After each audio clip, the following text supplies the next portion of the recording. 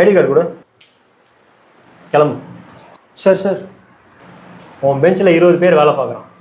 ஆனால் ஒன்றை மாதிரி கேடு கட்ட புறம்போக்க நான் பார்த்ததே இல்லை. சார் என்ன சார் பண்ண அப்படி?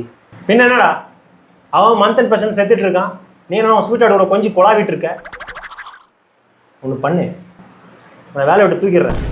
உன் வீட்டில் போய் ஸ்வீட் ஆர்டோட கொஞ்சம் கொலாவிட்டு இருப்போம். சார் இப்படி திடீர்னு வேலையை விட்டு தூக்கினா நான் என்ன சார் பண்ணுவேன்?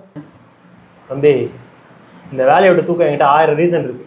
நீ ஏதோ 3 ரீசன் சொல்லு இந்த வேலை பார்க்குறதுக்கு. சார் நான் ரொம்ப கஷ்டப்பட்ட ஏழ்மையான ஃபேமிலிலேருந்து வரேன் சார். நான் தான் என் ஃபேமிலியே ஃபஸ்ட் கிராஜுவேட். என் சம்பளத்தை நம்பி தான் சார் என் குடும்பமே இருக்குது. சொல்லாது சார். இப்போ நான் சொல்ல போகிற இந்த 2வது ரீசனை உங்களால் மறுக்கவே முடியாது. சொல்லு.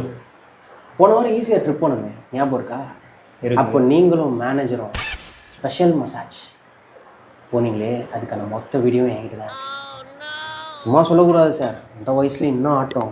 வா, அதோட 2வது ரீசன் ஒன்று இருக்குது. ரெடியா? இப்படி சொந்த மாப்பிள்ளையே வேலையை விட்டு தூக்கிட்டீங்களே, இது உங்கள் பொண்ணுக்கு, அதாவது என் ஸ்வீட் ஆர்ட்டுக்கு தெரிஞ்சா கஷ்டப்பட மாட்டா?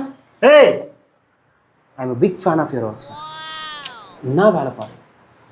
அடுத்த ரீசன் சொல்கிறேன், கேட்டு சித்துறாதீங்க. இப்படி சொந்த அப்பாவே வேலையை விட்டு தூக்கிட்டானே என் தாத்தன் அப்படின்னு உங்கள் பொண்ணு வயிற்றுல இருக்க என் பிள்ளைக்கு தெரிஞ்சா உடஞ்சிட மாட்டானா சார்? என்ன ஆச்சு? ரீசன் கேட்டு இப்படி ஆர்ஐபி ஆகிட்டே, பாய் ஹாஸ்பிட்டல் போ.